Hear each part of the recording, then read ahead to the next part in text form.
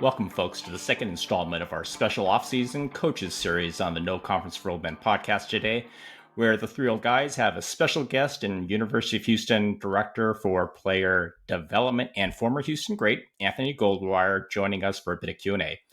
Coach Goldwire is our second interview in this series, and for fans that may not know, and hopefully I get this right, Coach, but Coach Goldwire has been at U of H as a coach since 2021 as Director of Player Development. But prior to joining our staff, he'd already had a number of impressive stops across both college and pro ranks. I'm not going to go into too much detail because we actually want to hear directly from Coach about his experiences. But just before coming to Houston, Coach had spent a season at Louisiana as the Director of Student Athlete Development. Before that, and immediately after Coach's playing career concluded, Coach Goldwire began his coaching career in the NBA for the Milwaukee Bucks as an assistant coach. And this is where we believe you and Coach Sampson had actually crossed paths. Yes, and sir. then had a stint on the coaching staffs of the Erie Bayhawks of the D League for a couple of seasons. Coach Goldwire also had a long and successful playing career, ending his college years at U of H, where in year one, he actually played on a 92-93 team that I felt was really underrated and deserved to make the NCAAs. You did too. We're going to get into that a bit. But after his playing days at Houston, Coach was drafted in the second round by the NBA Phoenix Suns in 94 and played for 9 teams in 7 seasons within the NBA, as well as overseas in Europe. Coach Goldwire also completed his bachelor's degree from U of H in sports administration in 2020, just prior to joining our staff. Super impressive background, and we're excited for Coach to join the podcast. Welcome to the podcast, Coach Goldwire, and thanks so much for taking the time out of your busy schedule. Thank you guys for having me. It's a pleasure to be among you guys, and looking forward to this interview.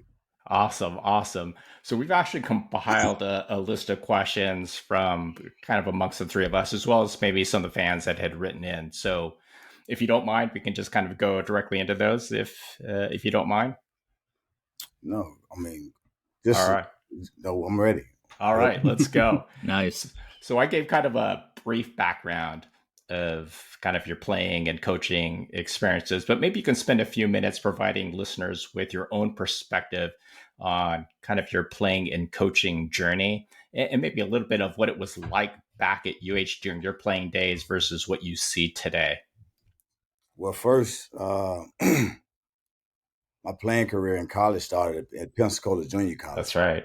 And Bob Marlin was my coach, and that helped me get to University of Louisiana Lafayette. But those 2 years was great for me because I wasn't ready to play Division I basketball at the moment, even though my high school team, we went 36-0 and won the state 2A championship in Riviera Beach, Florida. So I only had like 3 offers coming out of school, and that was USC University, University of Portland, and some other schools locally around, town in West Palm Beach. But I decided to go to junior college to help myself get more stronger, to get prepared for Division I college. My goal always was to play Division I basketball. I just had to take a different journey. But I think I made the right choice by not staying so close to home, near Miami, near, Fort Lauderdale and everything, getting away from home, not able to get back to my family or so to speak, my friends and everything that kind of distracted me. So getting away to Pensacola was just far enough where I couldn't come home every weekend. So I think Coach Marlin and them, they did a great job with me, allowing me to come in and not handing the position to me, just letting me come in and earn my way. I came in with another young fellow who was Mr. Basketball in the state of Alabama. Oh, wow. Greg Poole, and he averaged like maybe almost 40 points a game. And myself and him were freshmen. Coach just told us, look, I'm going to play the best guy for the position. But I came in with my junior college team was really good. Mm-hmm. Those guys just coming off the national invitation, they finished 5th in the nation that year. So they lost their point guard, and all they needed was somebody to come in. And I came in and won the job, and that's why I met Tommy Jones, who was one of the assistant coaches for Pat Foster. And he came in as my freshman year, and he told me I had never been out of the state of Florida or anything, because that was the furthest I've been away from home. I've been to Jacksonville, but going out west, that was the furthest I've been to Pensacola. I mean, I'm close to Alabama, Mobile, so I never been that far. So when he came back and told me, look, next year when you're a sophomore, I'm taking you back to Houston with me, I was like, oh. yeah. So I was just like, I didn't hear, I wasn't listening to none of that. But they did a great job recruiting me.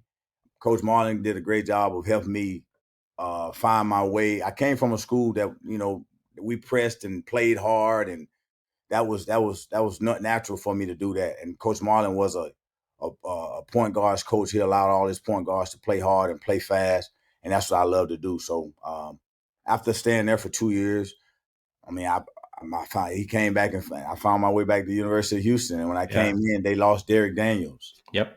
But I got a chance to play with some great teammates and Charles Outlaw, David Diaz, my Jesse Drain, and Derek Smith. He was locally from Humble. That's right. My team was very good. Pat Fawcett did a really nice job of compiling like some athletes along with some smart guys, IQ guys, and I was just in the mix someone that could make the team go. Yeah. I came in when he came to junior college to recruit me when I was in Pensacola. He was like, look, my thing was I needed 2 more years because I still had my dream to play professionally. It didn't have to be the NBA, but I know I didn't want to work. My job, I wanted to be a professional basketball player. So I know if I worked hard with my work ethic, something that I had received from Coach Marlin and those guys at Pensacola by being there for those 2 years in the state this summer, I got a chance to really get out and work on my mind, my body. And once I came to the University of Houston, I was already ready to go. And I knew I was going to come in and make a difference because I had prepared myself in junior college. So when I first hit the scene, the first person I saw was Charles Outlaw. I mean, he was the loudest guy on campus, the most genuine guy. Yeah. He was ready for me to play. But in Florida at that time in junior college, you had to take the class test to get out of the state of Florida. And I think it was 2 weeks before my results got back and school had already started. So each day, Charles would come up to me and like, man, when you going to play? They told me you can play this and that. I'm like, look, I can't play. It'll be against the rules. So I used to just go to the gym and watch the guys play pickup. And back then, and Hoffine's was the best thing going for me. And across from Cougar Place where I stayed, we had an old gym, I think where Elvin Hayes played at with Jefferson. Yeah. But I had the key to that gym. So I would always go in there and work out because I couldn't work out with the team. So they didn't know I was still playing and getting my shots up and going to summer school and everything. But I definitely wanted to come in and make a great impression with those guys because they was losing a really good point guard in Derek Daniels. And then they needed someone to step right in and play. And that was my whole goal. And that's what I told Coach Foster and Coach Jones, look, when I'm coming, I know you have guys already there. I'm coming to play though. So once I got an opportunity to play, it was like a match made in heaven. I played with Outlaw the first day or two in pickup, and we clicked right away from defensively and lobs and just getting out in transition. And David Diaz can shoot the cover off the ball. Him along with Jesse Drain. And Derek Smith was one of the most athletic guys. Oh my God, he can jump up. And the crazy thing about it, he had shin splints. Oh wow! That's his whole senior year. He had 2 shin splints, and he still was jumping out of the gym. So I had those 2 guys on the wing, and Jessica can shoot the ball. And so I thought that team was, going into the season, I really, really, knew I had made the right decision to come to the University of Houston. And it just carried over all the way into the season. Crazy thing about it, when I got a chance to play, like I say, I had the key at Jet, but after we would play pick up here, we would go down to Fundy, the recreation center, and play against the pros. Nice. The guys with Kenny Smith and all those guys, Vernon Maxwell and all those guys, and they would allow us to have a U of H team to play against those guys. So that helped us play and be more confident in ourselves. So we gained the trust in ourselves that year, and that helped me to further let me know that I was able to. I think I can do this. I think I can play in the pros and get a chance, because that time Avery Johnson wasn't solidified as being the San Antonio's Mr. The general. He was still bouncing around from the Rockets to Golden State, and he would also use our gym. And Ricky Pierce was in town, and I think Kenny Smith. All those guys used to use our gym if they didn't want to go to Fundy. So I got a chance as a junior to come in and play against those guys every day. Yeah, and that kind of helped hone my skills going into the season. So once we got started, it was like I said, it was no problem for me to to play with those guys. And Bo Outlaw did a great job of he was our anchor. I think he led the nation in field goal percentages and also in block Block shots. shots. Yeah, but his unorthodox game. But I'm telling you, he done so much for it. Like, I had no problem pressuring the basketball because I know he would always clean up for me if I did let anybody get by me or whatever. And I did a great job I thought I did a great job of, those guys put a lot of pressure on me coming in because they told me how great Derek Daniels was. I wanted to come in and show that I was better than him and I could lead that team to, I know they had I think they went to the NCAA tournament the year before and they lost to Georgia Tech. But I wanted to come in and do the same thing and just kind of, create my own narrative towards everything. But like I said, we went on the road and won some big games early, I think against DePaul. I think we started the season off that year at 11-2, which the only two losses was North Carolina and UCLA. And we lost both those teams on the road by 8. And I thought, we was really good at everything. Pat Foster did a great job of having us contrasting from man-to-man to our zone defense to our full court token press, kind of like 2-2-1 with outlaw anchor and everything. And I was in the middle as a steals guy, but that really helped us throughout our non-conference going into our conference. So, it was a great match for me, and it was a great team fit. And I really loved that team. That team was great for me. Those guys took me under their wings and kind of showed me the ropes early. And like I said, I still keep in touch with the majority of those guys. But I really like that team.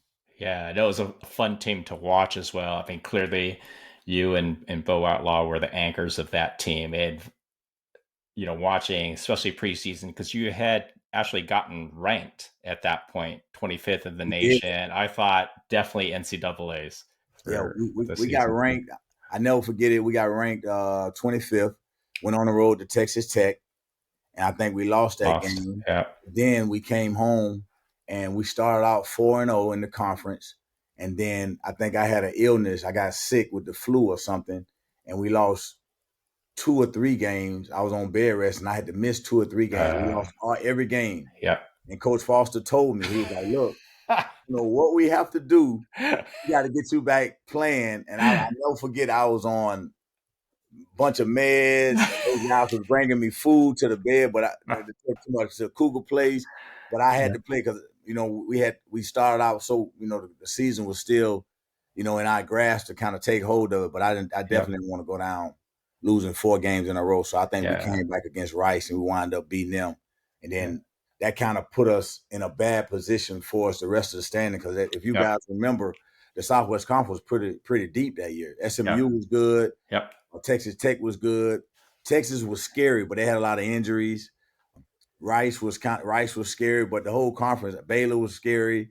But the Southwest Conference was pretty talented with a bunch of, guys that, I think went overseas or had the opportunity to play professional basketball. So that was one of the top conferences, in the league. Yeah, for sure. Hey, so kind of shifting gears a little bit, at what point in time did you realize that you wanted to become a coach?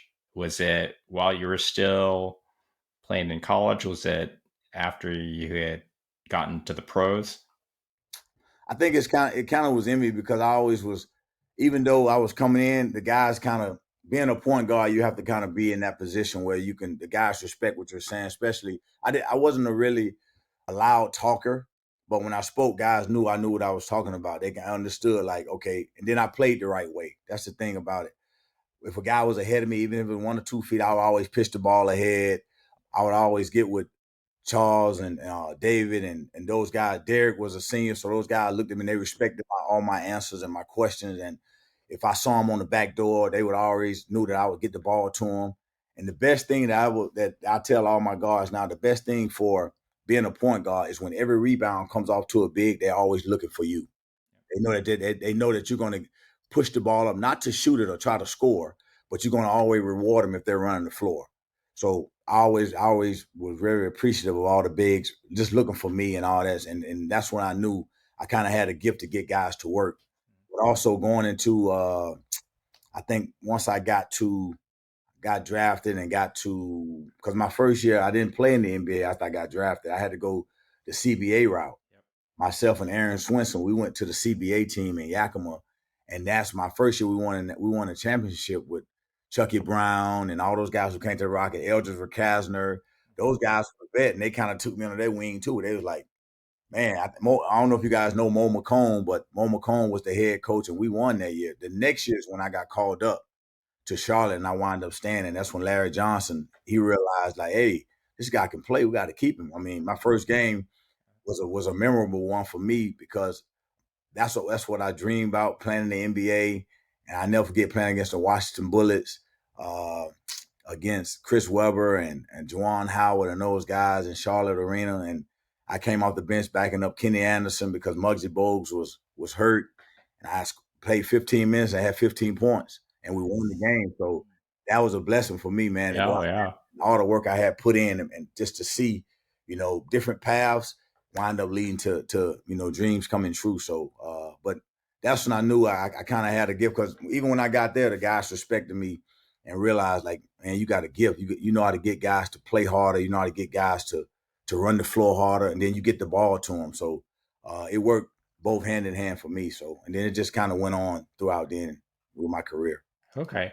And I think we'd mentioned earlier on, you had made the connection with Coach Sampson when you guys were both with Milwaukee. Yes, sir. I believe. So how did that whole process, come to fruition where you're able to come back, which is great for us, right? We're so fortunate to have you back with the program. He tells this story to this day. I'm coming off of playing in the NBA, going through the rookie transition program, trying to be an assistant coach, trying to mentor the guys that are coming into the league. So I went to Portsmouth. I went to the G League Combine. These are things you have to do to be an assistant coach. So I'm still working out to play maybe in the NBA overseas. So I told myself, I'm 36 now, still was in great shape, still playing. So I was like, look, if something comes up, whether it's a coaching job in the NBA, I'm taking it, because it was so rare that you get a job coming out of the NBA, from playing in the NBA, being an assistant coach in the NBA. So John Hammond and Scott Skiles, they called me. They had just lost Adrian Griffin to the Chicago Bulls. He was their player development coach under Bill Peterson. And they called me, and they was like, look, we want you to come in and kind of do an interview or whatever. It's not going to be a long process or whatever. And that's the year when Brandon Jennings came in. Well, the first year he was a sophomore or second year player. So when I went in, I met him on the track. They was in conditioning and everything. All the coaches met. They was playing pickup. So I'm still looking like I can play and everything. But I with Bill Peterson, he's like, come down, we're going to work out a few guys, this and that. So Brandon, I'm working guys out, and I'm showing him some stuff on the court. So he asked Coach Peterson, hey, is this the new point guard? He coming to take my position or whatever? I was like, no, but I can. But I can take your position, because I'm just, He's like, well, okay, we'll play me one-on-one. After practice, we played one-on-one. He not knowing that I love all the competition. I love the physicality and everything. So I wound up beating him 3 games or 2. So after that, we had a connection. Uh-huh. So after that, he was like, man, I need you. Now, if you know Brandon and watch this game, he was new school before the old schools. So he would come in and he do all the between the legs dribble stuff and everything. Yeah. Now, to my point, that was Coach Sampson's guy. Yeah. It was Coach Sampson to slow him down, to be an old school player, not to take away everything, but to kind of slow him down a little bit. And Coach Sampson had the right voice for that. Yeah. So once he saw me and Brandon, well, first they brought me back and said, look, we want you, to take over, the job or whatever. We want you to be our player development with Bill Peterson. You take over Adrian Griffin's spot or whatever. So I'm like, cool. So my first job, he say, Brandon's your guy. Okay. So Coach Sam told me first, Brandon's your guy. We're gonna watch film with him, mentor him, and help him. And then in the meantime, I'm gonna mentor you to help you from not being so late all to our coaches. That's awesome. So, me, I don't know anything about being a coach. So I'm knowing as a player, you get in there. I would always come in an hour before to get my work in, get my weights in, because that's why I came early, stayed late. But now being a coach, now the meeting's at 10. I'm coming at 9:15, 9:30. Some of the coaches in there, I'm kind of trickling in. So Coach Sam pulled me to the side. He's like, look, you're not a player anymore. Look, this is what it is. I'm going to help you. I'm going to mentor you. Get in here early. Get prepared. Get your guys on the court. Work them out. And I never forgot that to this day. And that's the story he always tell. But I always thank him for just because he didn't have to do that. just to help me survive in the NBA and also help me make that transition. But he's always been, that father figure to me outside of, my biological father or whatever. But I always can call on him for anything. And that's what it was. And I think he stayed maybe 1 or 2 years, and then he left and went to the Rockets. But I stayed the extra 2 years with Scott Skiles. And then I think I stayed 2 more. I stayed 2 years, so it was 3 years there. Then Scott Skiles left. So then I went to Oklahoma City with Scott Brooks, and I did the G League in Tulsa before they now became the Blue. But the agent that I had at the time had Scott Brooks under his company. So I wound up spending the rest of the year up after we played those 50 games. I played those games, went back up and with Kevin Durant and all those guys, with him and Russell Westbrook. I think Steven Adams was there. By that time, James had already left. We had Seth Alosha and Serge Ibaka. That team went all the way to the Western Conference Finals against San Antonio, and we lost. But that was a great experience. I got a chance to go behind the scenes during the playoffs for the first time in the NBA. Now, getting past that, that's when I went to the Erie Bayhawks under Orlando Magic. The first year with Jock Vaughn, and the next year, Scott Skiles re-entered the picture. And then that's when he had just signed a deal, I think a 4 or 5 year deal, but it only stayed 1 year because him and management, they was going back and forth. Scott Skiles was more of a veteran type guy. That team was young, and Rob Hennigan was the GM at the time, and he was building it like OKC now. But Scott Skiles wanted the vets, just from my understanding or whatever. But I mean, it didn't really go well. But we wound up staying in the G League for 2 years, and that was my way back into the NBA under Scott Skiles, because we was gonna reunite again or whatever. But it didn't happen, so I had to figure out something else to do. And I knew I didn't have my degree, but I wanted to continue to teach, because guys that was coming into the G League at the time, they still didn't understand how to play the game of basketball the right way to impact winning. So I wanted to try to teach, especially from my perspective, being a point guard, had played in the NBA, had been in Europe at the time, because back then the lockouts was so prominent. It was definitely something going to happen, because the collective bargaining agreement, it was so unsettled. It's nothing to have a lockout. Players didn't show up or anything at the time during my era. So I went overseas a few years, came back and this and that. But I knew by that time Coach Sampson had came to the University of Houston, so I wanted to just come in and say hello to him, because I hadn't seen him, and thank him. Number one, man, I appreciate what you've done for me. This is my career. But I want to coach in college. And first thing he asked me, do you have your degree? I said, no, sir, I don't. He's like, well, you got to get your degree. And that's where he bought Coach Blau. Coach Blau, he came over and he's like, look, but 2 days later he called me. He does our academics here now. But he came over to me and said, look, Coach Sampson wants to start a program for former U of H athletes, basketball-wise, to get their degree, to come back and get their degree. And then he said, we want you to be the first one to do it. So me, I hadn't been in school in like 27 years. So when I was in school, I had to come. You actually had to go to class. You couldn't do it online, and you couldn't do it with no computer. So and then my time, if in my career, I only had one guaranteed contract. All the years I played on them different teams, my summers were all field. So I would take maybe 2 or 3 weeks off, but I was back in Houston, back in the gym working out there. So that's why I continued to hone in on my work ethic, because I had to grind it out every day. Because I didn't know when I was going to get a phone call from my agent saying, look, you got to go work out. You got to get ready to go to summer league. You got to get ready mini camp or something. So I had to take it at the time. So I was like, okay, I'll come in. So when I first went to the counselor, he wanted to give me 5 classes off top. 5 classes. I said, look, I hadn't been in school. I hadn't touched a computer or was like logging in or nothing like that. No, man, give me 1 class. Give me 1 class and we'll go from there. Everything's online. That's fine. Just give me 1 class. So, and then the curriculum had changed so much. I had to change oh man, it was a headache. A pain, yeah, I can imagine. I went from sports management to sports administration, but I still was pending on 25 hours from my junior college courses to my 2-year courses here. So everything had to go through a petition board.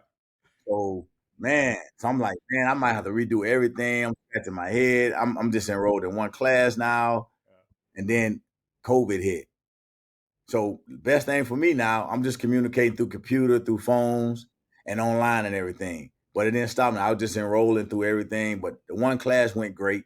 So now I want to take summer classes over at this place, and now I'm gonna take some classes here at U of H. Anything that's given now, I want to knock it out now. So I'm like a kid in the candy store. Classes come like this. Then every week, my petition classes are getting granted. Everything is coming back. So now I'm getting closer and closer to my degree. Now I get to the point where I'm at the end of my, my courses, and I think I had one more class, and it's like an accounting course.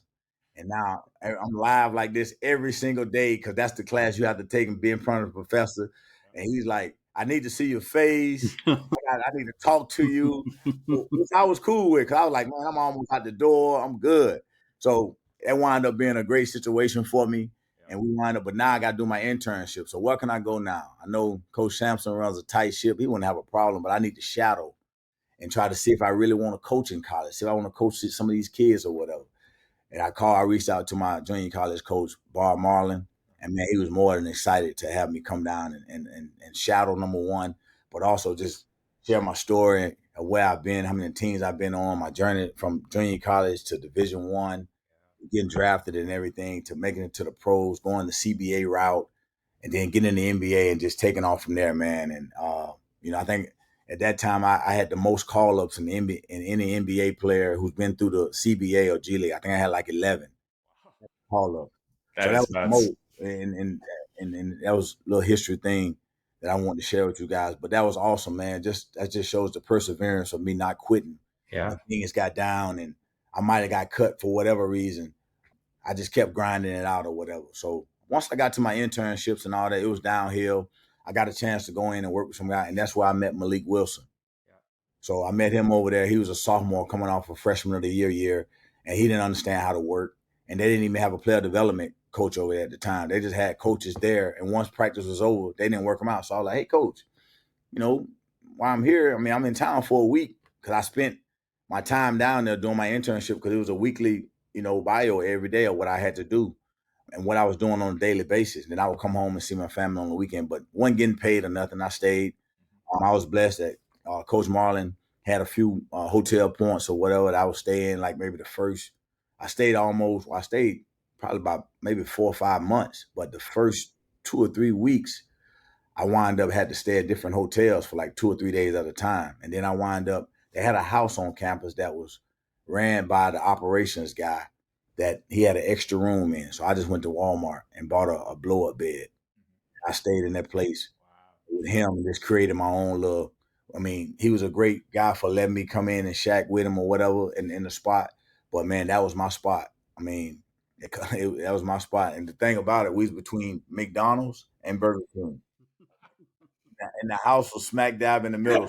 I mean, that's funny. I remember like being on my computer at night, logging in everything, and I could hear order 1 chocolate milkshake, some fries, no, hold the onion. And I'm just sitting there and I couldn't do anything about it.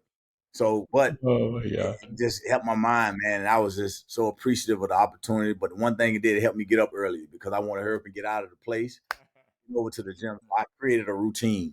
And once I got through that first part doing COVID, one thing about it, I was taking COVID tests like every 3 days, every Monday, every Thursday, and then every Sunday going into the week. I had to take when I got back in town because they didn't want you to come back in town and bring anything. So, and I that's what I had to do. I had to do it. Plus, I didn't want to be around these guys all the time and go home to my family with anything. So it was, it was a stressful time, but it was time that my family and my they know I needed to do to get to where I had to get to. So once I got through that process and I graduated and everything, I was preparing to go back to UL because he wanted to hire me because I had no idea about the situation at Coach Sampson. I know it went on that next year. I wound up traveling with the guys at UL because I had needed a year and a half to do my internship. So I did that and I traveled with those guys and we played all our games every Saturday, every Friday and Saturday. But at the end of that, we started recruiting. We was online like this. And I remember getting a phone call and told Coach, I put him on mute and took my screen down and everything. And it was Coach Sampson. He was calling me. He was like, they had just came back from the Final Four. They lost, some guys, Coach Brooks, I think Mikael McLean, all those guys, they left.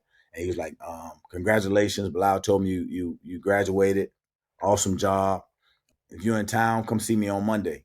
So I was like, Coach, I'll be back I leave on Friday because we had a Zoom call on Thursday.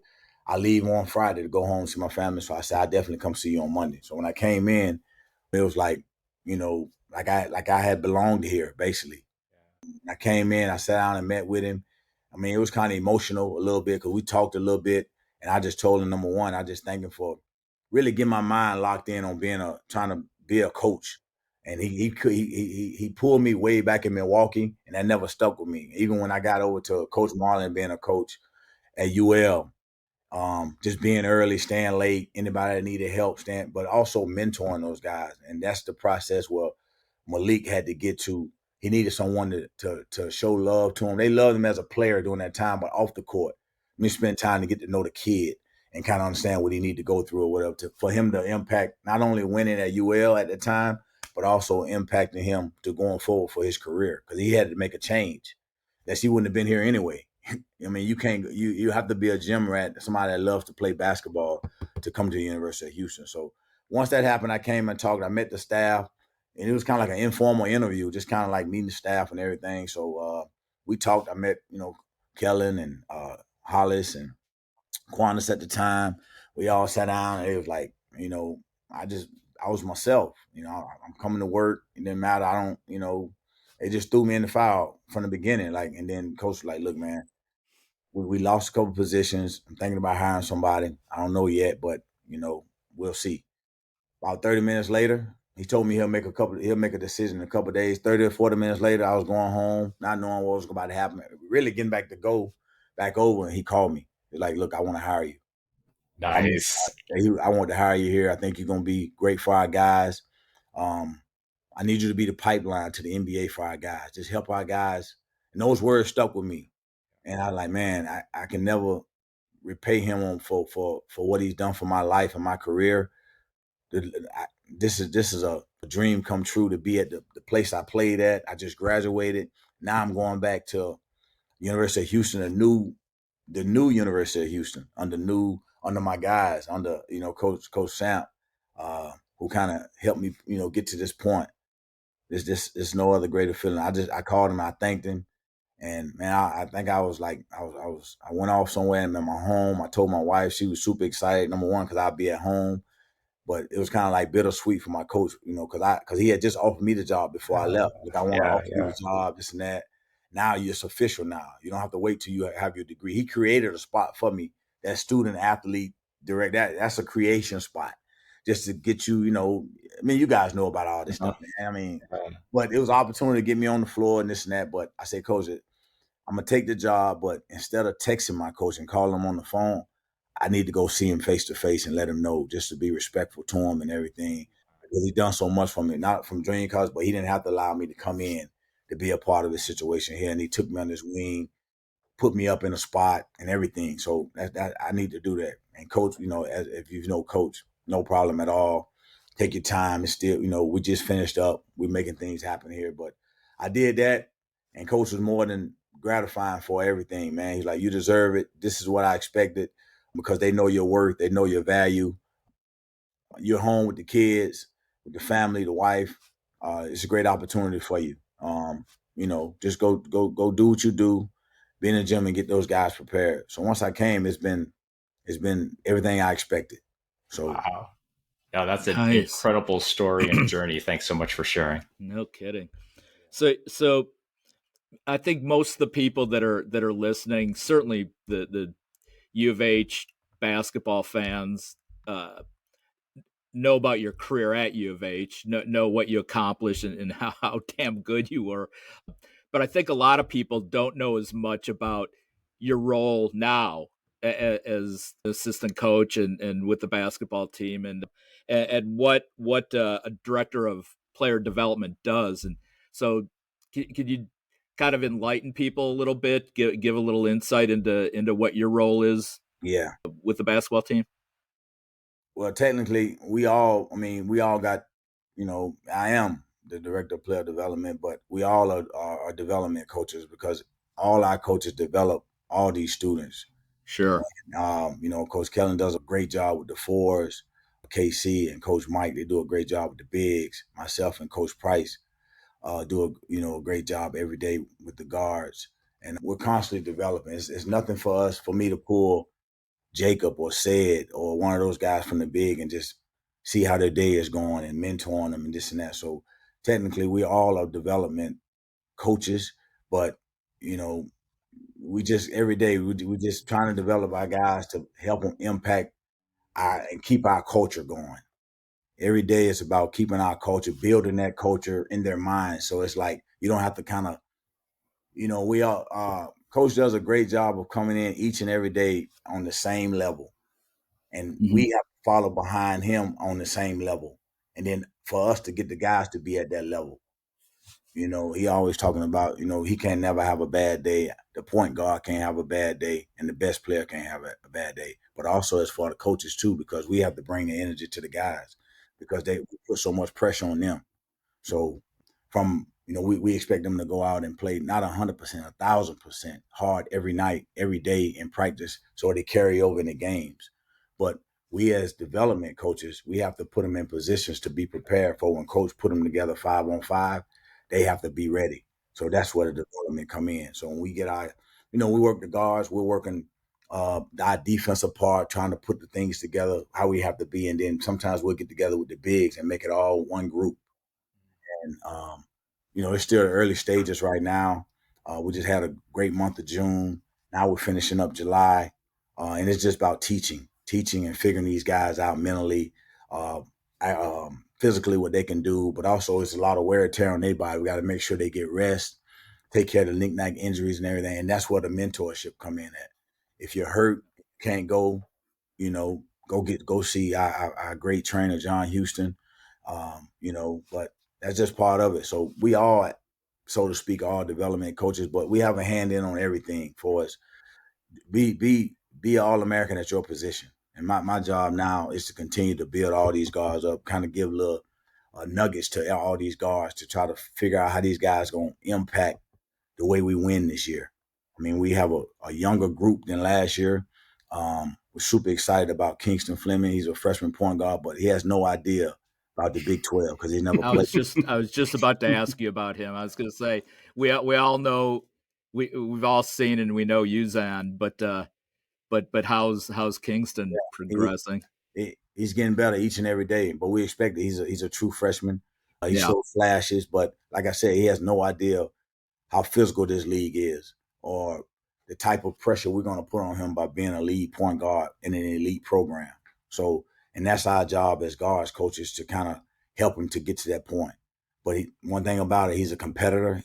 His IQ is high, and he loves to play the game of basketball. So we're super excited about him. Milo, he's falling behind going to be a great point guard in Milo's Uzan. Yeah, Milo's got he got his study last year where he was able to come into his own. He had a minor setback by breaking his nose early, but then once after that trip, he kind of took off after the Vegas trip. He took off after that and kind of found his way going all the way up until the end of conference play going into the NCAA tournament. So, and we always going to ride the ship with our guy, Emmanuel Sharp, he's the steady, he's the old guy now, Yeah. It's his turn.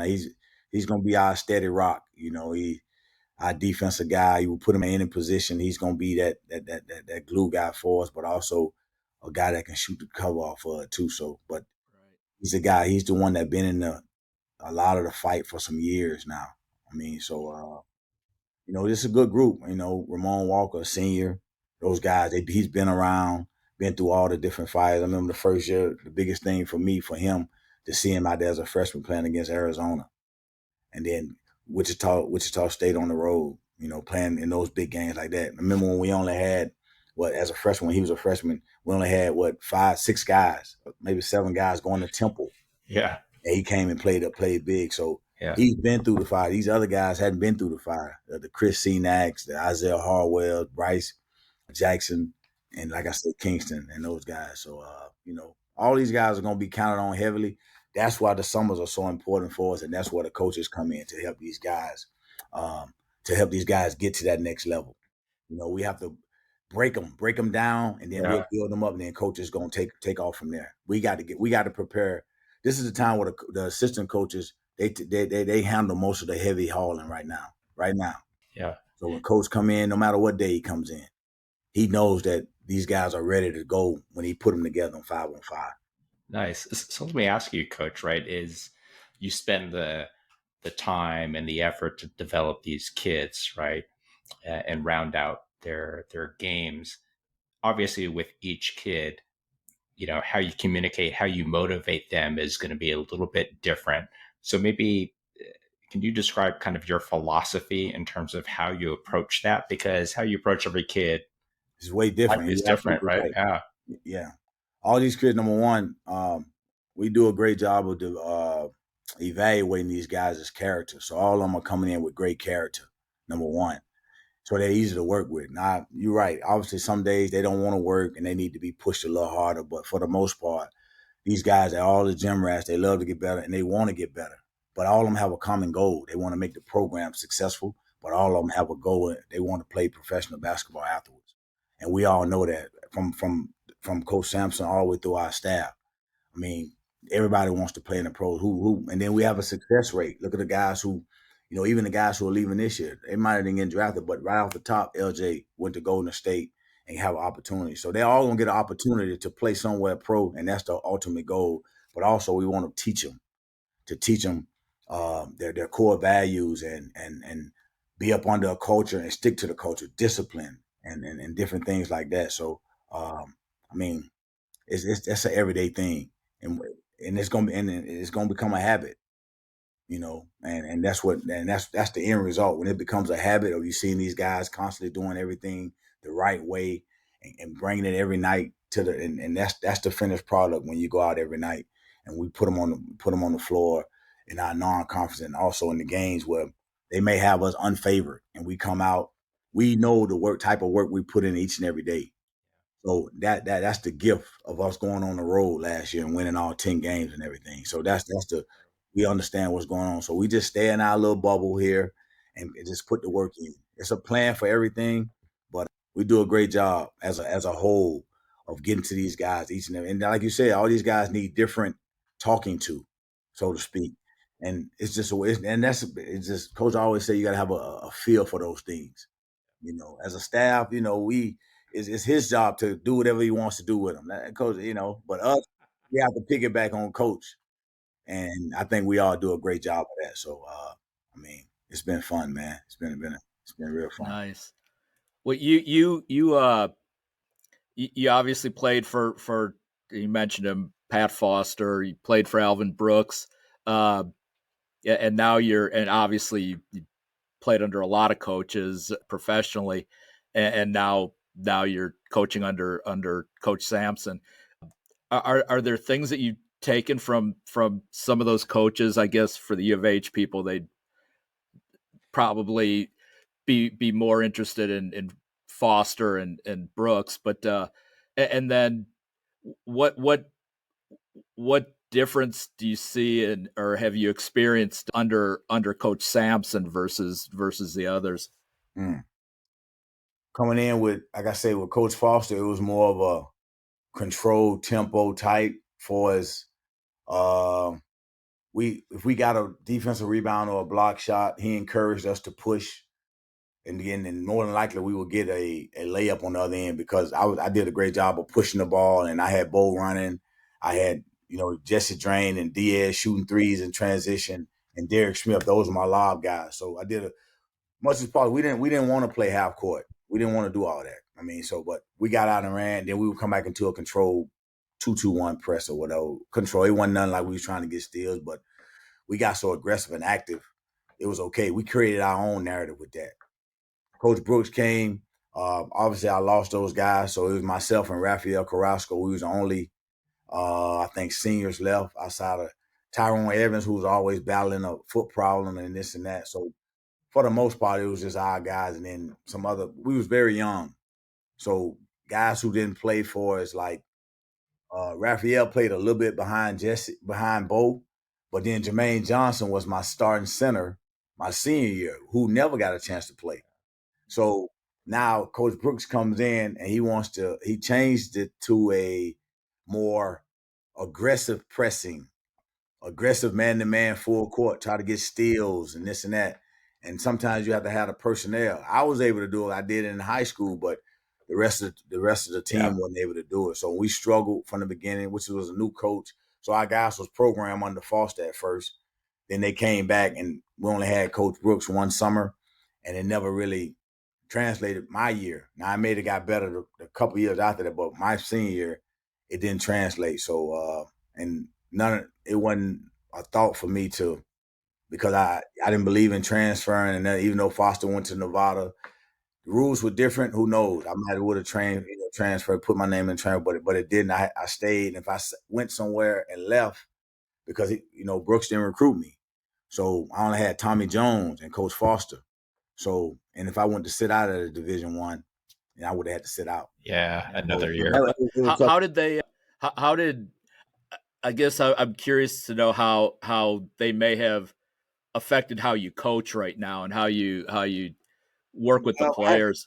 I had to adjust to, it wasn't about the way they coach. It was about how Coach Sampson coached, because he had already had a system in place. But the difference was we stayed in the gym a lot more. Number one, like when I was in school and when I was playing for both of those, like we was in the gym. We didn't have, summers were off for us.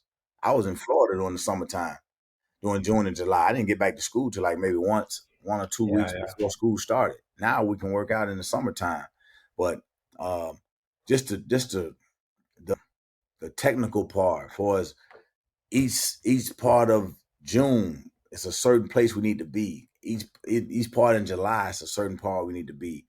Coach always has a pulse on the team on what it should look like once we get to the end of Christmas or beginning of maybe February or something. He knows whether we're going to be a good team to go deep in the NCAA tournament. My second year here, we only won like 8 games. So I know that was a disastrous year. Yeah, it was a disaster year. So year, and I was blessed to even get drafted during that time. So you asking me to take away from, it was night and day. I'm coming from I love to be in the gym, so this was perfect for me to come here to be under Coach Sampson, where I couldn't get guys to go in the gym when I played my senior year, for real, seriously. And then not only, I told you with Bodem, that was a team that I thought I knew I can win with. I thought we got snubbed from being in the NCAA tournament. Yeah, I think we all do. Yeah, we made it to the finals, and they tell us, and we beat Texas. We beat A&M the first, but Texas the second game. They said, if you guys get to the finals of the conference tournament, you guys are for sure. And then on the way back in, they sent us to the NIT, but that was disappointing. So next year, it is what it is. Like, first year coach didn't really understand what he had, I guess, and just we weren't gonna make the tournament or whatever that year. But I definitely wanted to win more games because it would have helped me. If you think about the draft, only like maybe 4 point guards got drafted that year, and I was one of the later ones, but probably had better numbers than all those guys. But it was just, at that time, it was a different brand of basketball. All the bigs was in the NBA at the time, with Barkley, Shaquille O'Neal just getting in. So it was more throw it inside, Elijah Warren, throw it inside. If you could shoot, being a smaller point guard, you had a chance to make it, but you had to be dynamic in other ways. And like I said, I was just meeting those quotas back then. Now, today's NBA, this would be perfect for me, get up and down, being able to score at all 3 levels. But the difference for me was, like I said, with Coach Sampson, is just a different night and day. Like, for us, now, all those guys, like Coach Foster was a great coach. He did some great things here at the University of Houston. But I just think these guys being in the gym developing. You got to be in the gym developing, getting better each day. You can't go 2 months off working on your own craft somewhere else in different states. Then you try to put it all together in August thinking you're going to be ready in November to come back and try to get it going. I think us getting ahead of the game early in June and July, it helps us for those to get off to a great start in November and December. And then it just carries over. And then the camaraderie, rebuilding with the guys and everything. So just being in the gym, developing these guys, getting the pulse on their minds, letting them know early now, this is what it's going to be like going forward, and to get them some practices and stuff like that. So all that stuff helps,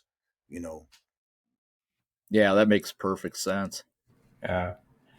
I mean, I think that's all we had today in terms of the questions that we pulled together. And I know you've been super generous with your time.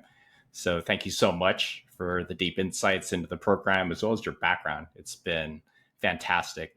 Were there any other parting thoughts that you wanted to share? Can I ask you one more question? Sure. Who's the better point guard, you or Hollis? Well, he played the two. He played the two for Coach Sam. They always had Quanas. They had the other guys. So I think matter of fact, he told me they recruited him as being a point guard, but then they wound up moving him over to the two. So, I'm sure, man, we all competitors and all that too, but right. You know what I'm saying? But, me, I'm always going to say myself. Yeah, of course. I played 4 years as a point. Yeah. And then went on to the NBA and played. Hollis was a great guard coming off the pin downs and screens. Coach did a fabulous job of finding out that, look, I can use him coming off screens because of his quickness and everything. And he made that a weapon for himself, coming off, screens and being able to shoot the basketball. Me, I use mine in a different way for pushing the ball up, finding people in transition, getting in lobs and everything. I didn't really I heard of him, but I never watched his game like that. So it's in my mind and me, I'm always around with myself. I'm betting on myself and in a situation for. Yeah, of course. Absolutely. I thought maybe you guys talk to each other from time to time. When he told me that he didn't play a point all 4 years, he did it the first year. Then the next year, I think maybe Coach took him off the ball sophomore, junior, and senior year. Then he took off, but then he has on me. He went to the Final Four and he was a college All-American, so he got a great opportunity to do that. But like I said, now he's been awesome, man. All these guys, they took me under their wing because Coach don't believe in letting you. He don't believe in telling you what to do. He wants you to come in. He's a coach that just drops you in. He drops you in the fire. Yeah, figure it out. And lets you figure it out and just get it done. Just get it done, and it's been a great experience for me, man. So, like I said, it's a great opportunity to be at the University of Houston each year. And Coach, each day is a learning experience for me because each day we have meetings. Coach comes in with something, a nugget, whether it's a life lesson or something about basketball that you always can learn and remember about, man. I'm always constantly, I get to the point now where I walk around the court with a pen and a piece of paper in my pocket, going practice because I write stuff down because he you just never know, man. Like when he's in the moment going, you never know, man. And you always want to remember. You always want to go back and remember something like, man, Coach said this or Coach did this, and you just remember those times. And because he's always teaching. Like our coaches meeting is like, man, basketball 1-on-1. Like he teaches us what we're going to do, the plan going forward, but also he does a great job of keeping our attention in everything we do, whether it be practice, our preparation for everything.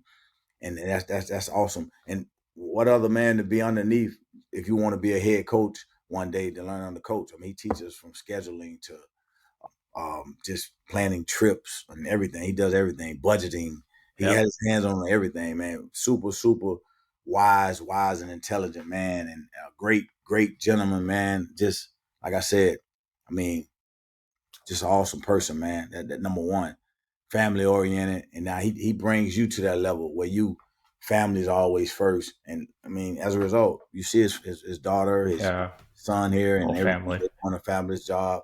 But all our guys, man, it's a family atmosphere, and wonderful place to be, man. Like I say, totally different from back in the day. But I wouldn't change the situation because I didn't know any better back in the day at Hofheinz. Hofheinz to me was one of the top spots because I played Division I basketball. Like I said, you can take all the makeup off it, but when come game time, that was the best feeling for me, running down that tunnel, going to that floor, playing in front of the U of H fans and meeting different guys, Dwight Davis, and meeting Otis Birdsong, who took me under his wing when I was leaving out, and just, different mentors like that. So, it was awesome, man, for me. So it's a pleasure. Thank you guys for having me on. Anytime you need me, man, to come back on, more than happy. Like I said, a lot of people don't know my story because I don't get a chance to express it a lot. I just kind of stay in my lane, and when asked to, I definitely want to let everybody know, man. This was awesome. Fantastic. Yeah. Thanks, Coach. Yeah. Appreciate it so much, Coach. Yeah, this was great. You all have a blessed day too, man. Thank you. You too. Thank you. You too. Okay, so that's it for this episode 55 of the No Conference for Old Men podcast. Hope you all enjoyed it. And again, would really appreciate it if folks would follow, subscribe, or collect our podcast, depending on your podcast platform of choice. We're also available via the Republic of Football podcast feed with the folks at Dave Campbell's Texas Football as the only basketball-centric podcast, or at the GoCoogs.com website for those that prefer to digest the content that way. We appreciate the continued support from all. Also, please give us a follow on our Twitter account, No Conference for Old Men. And again, we are in our offseason cadence now, but please stay tuned as we continue to publish each of the coaches' interviews in this special series. So please be on the lookout to download and listen for the next episode as it drops. Take care, everyone.